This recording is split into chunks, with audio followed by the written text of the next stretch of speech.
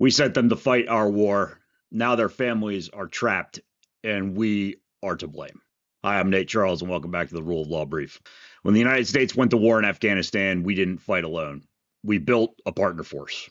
We trained them, we equipped them, we vetted them, and we fought alongside them. And some of the most effective fighters in that war were Afghan special operators, commandos, and special forces who worked directly with U.S. special operations forces. These were not peripheral guys. These were the men kicking in doors with us at night. These were the men taking casualties with us, and these are the men the Taliban learned to fear. But now there's a problem. The United States created a pathway to protect Afghans who worked for us, the Special Immigrant Visa program, or SIV program. But to qualify, you generally had to work directly for the U.S. government, or one of its contractors. And Afghan special operators, by and large, did not. On paper, they worked for the Afghan government, not the U.S. government. So legally, they didn't qualify for an SIV. But in reality, they absolutely worked for us. They were manned, trained, equipped, and deployed in support of U.S. and NATO missions. We vetted them, we trusted them, we fought with them, side by side. And even more importantly, they trusted us.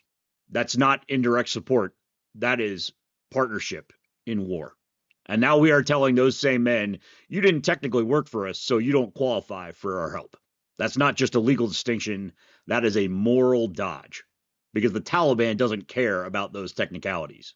The Taliban cares about who you fought side by side with, and these men fought side by side with us. Here's what most people don't understand. A lot of these guys actually did make it to the United States. But because they didn't qualify for an SIV, many of them had to apply for asylum instead. An asylum works very differently from an SIV. With an SIV, you bring your family with you immediately. You arrive here alone. First, you have to apply for asylum, and that process can take years. Then, if and only if you win your asylum case, can you even apply for family reunification. So what does that mean? It means that a lot of these Afghan special operators have been sitting in the United States for almost 5 years, separated from their wives, their children, their families. And just as many of them started going through that process, the policy environment shifted with the election of Donald Trump. Restrictions tightened, scrutiny increased, pathways narrowed. And these guys were swept up in that process. So what you have now is men who fought alongside U.S. forces, including me, made it to the United States and followed the law. And they are still separated from their families 5 years later. 5 years. And there are a lot of people out there who are going to listen to this and wave their hand and say, it's not our problem. Actually, it totally is. This isn't just a humanitarian problem. This is a national security problem.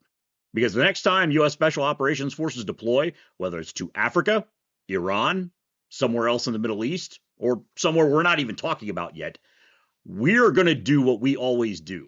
We're going to operate by, with, and through local partner forces. And those partner forces are going to ask themselves one question. Can we trust the Americans? Not necessarily on the battlefield, but after the battlefield. When the war ends, when the cameras leave, can we trust the Americans to take care of us? And right now, the answer to that question is getting worse and worse by the day. And people are watching.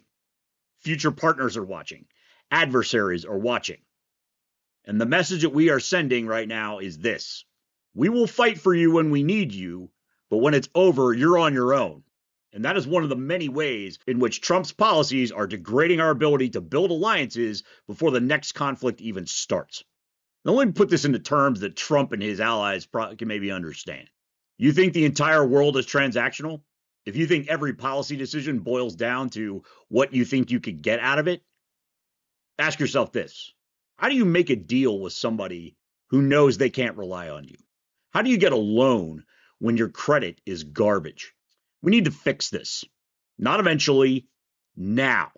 And if Donald Trump can't be trusted to do it, Congress has to. Because this problem exists in a gap between what the law says and what actually happens on the battlefield. So here's the ask. Call your member of Congress. Call your senators. Tell them, we need a legislative solution to reunite Afghan special operators with their families. We need a pathway that reflects the reality of the conflict that we fought. Not technicalities. And we need it now. This is not just about immigration policy. It's about our credibility in the eyes of our foreign partners all over the world. It's ultimately about trust. It's about whether the United States keeps faith with the people that fight our wars. These men stood with us, they bled with us, and they became targets because of us. And the idea that they are still, 5 years later, separated from their families because of legal technicality is not defensible, it's not strategic, and it is not morally acceptable. Fix this.